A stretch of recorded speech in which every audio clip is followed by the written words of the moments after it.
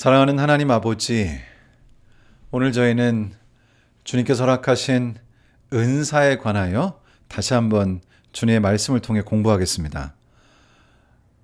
우리 모두에게 정말 차별 없이 귀한 은사들을 나누어 주시는 주님의 은혜를 감사합니다. 저희가 받은 바 은사의 가치를 저희가 이해하도록 도와주시고, 또 은사의 경중을 따지는 것을 통해서 오해하지 않도록 도와주시고, 우리가 은사를 활용할 때 가장 좋은 길에 서서 하게 하시고, 그리고 특별히 오늘 저희가 방언의 은사를 배울 때 그것의 의미를 깨달아서 정말로 의미 있게 주님께서 원하시는 방식으로 우리가 받은 바 은사를 활용할 수 있도록 하나님 도와주시옵소서. 시작하는 시간부터 마치는 시간까지 우리에게 은사를 주시는 성령께서 우리의 마음을 이끌어 주시기를 우리를 사랑하시는 예수님의 귀하신 이름으로 기도 드리옵나이다. 아멘. 은사에는 굉장히 여러 가지 종류가 있습니다. 그런데 오늘 저희가 이제 그 중에서 조금 더 집중해 볼 은사는 방언의 은사가 되겠습니다. 고린도 교회는 이 방언의 은사 때문에 좀 혼란을 겪었고요. 교회 내에서 갈등도 있었던 것 같습니다.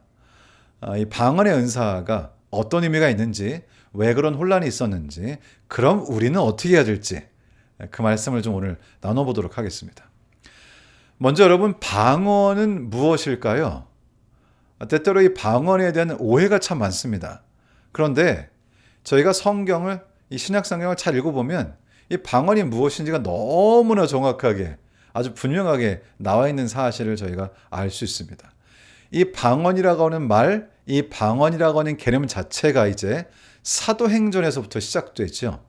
사도행전에 처음에 이 방언의 은사가 시작된 부분을 보면 방언이 무엇인지를 저희가 분명하게 알 수 있겠죠. 여기 사도행전 2장 8절로 11절은 이렇게 기록하고 있습니다.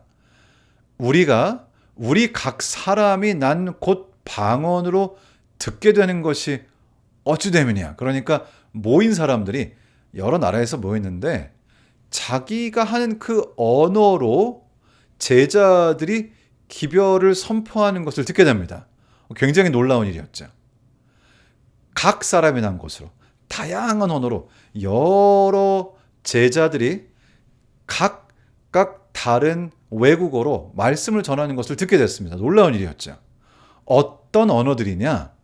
우리는 바데인과 메데인과 엘람인과 또 메소포타미아, 유대와 갑바도기아, 본도와 아시아, 부르기아와 밤빌리아, 애굽과 및 구레네에 가까운 리비아, 여러 지방에 사는 사람들과 로마로부터 온 나그네 곧 유대인과 유대교에 들어온 사람들과 그레데인과 아라비아인들이라 우리가 다 우리의 각 언어로 하나님의 큰 일을 말함을 듣는도다 하고, 너무나 분명하죠.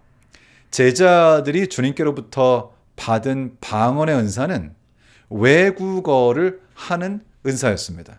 이 방언이라는 말의 단어 자체가 구약 성경과 비교하여 연구해 보면 인간이 알아들을 수 있는 인간의 언어라는 의미가 있습니다.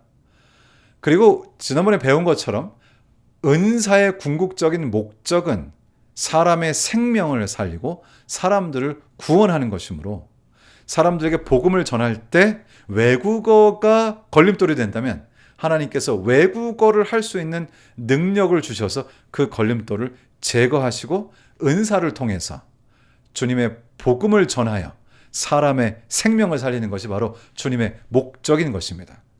그래서 여기서 말하는 방언은 외국어를 할 수 있게 되는 그런 능력이 되는 것이죠.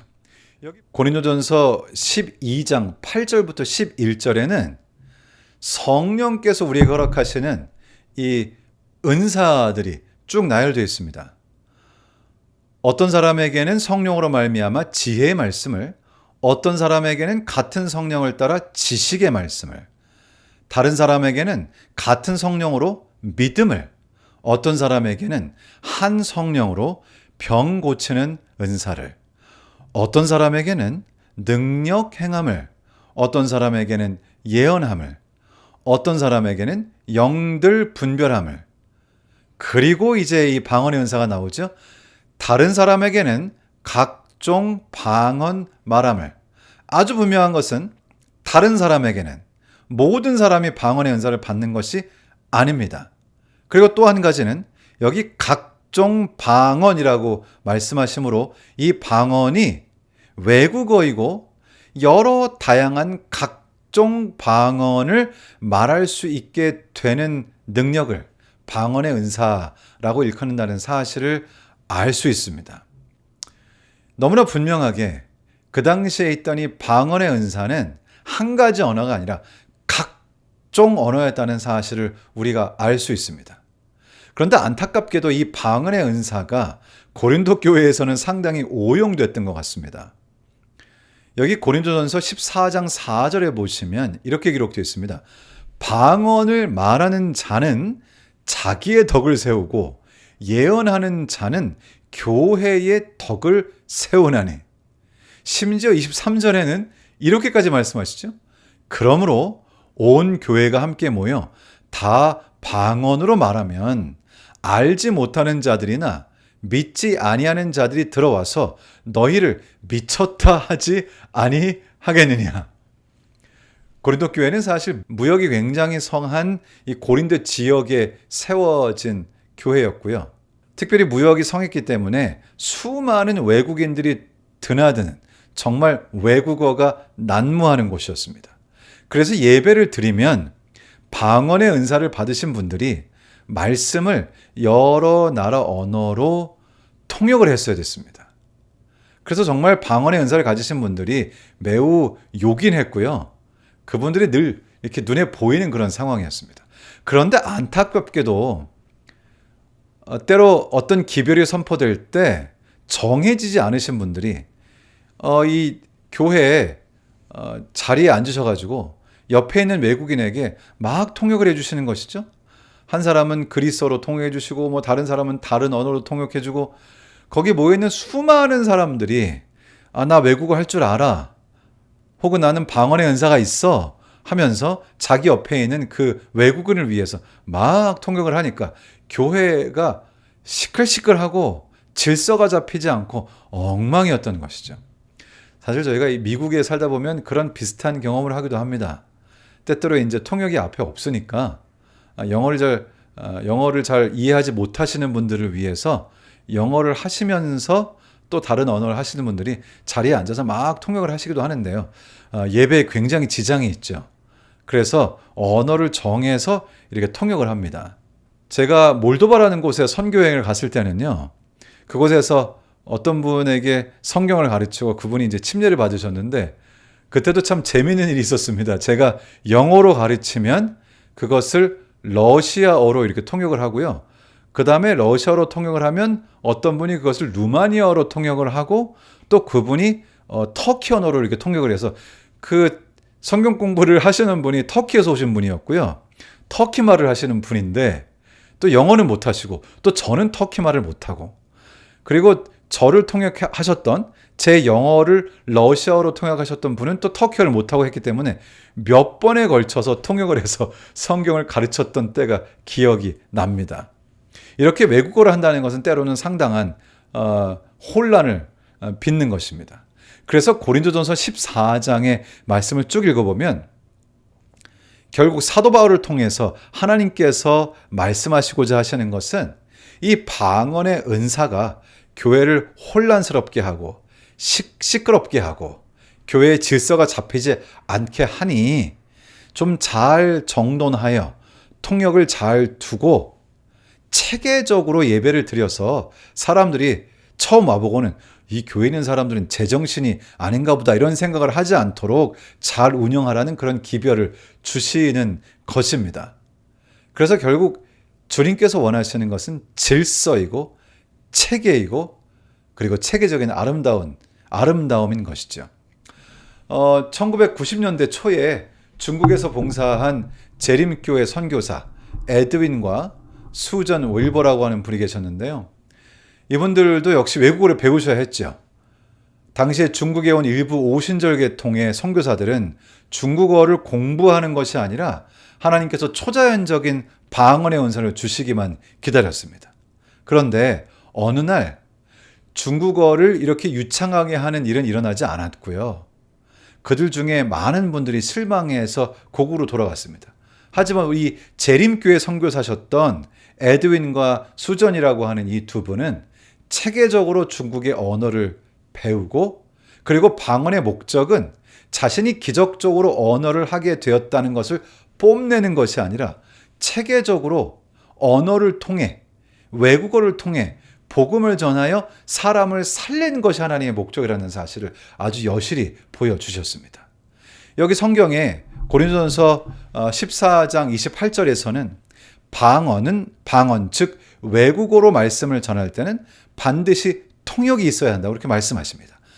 이렇게 성경에 써 있죠. 만일 통역하는 자가 없으면 교회에서는 잠잠하고 자기와 하나님께 말할 것이요.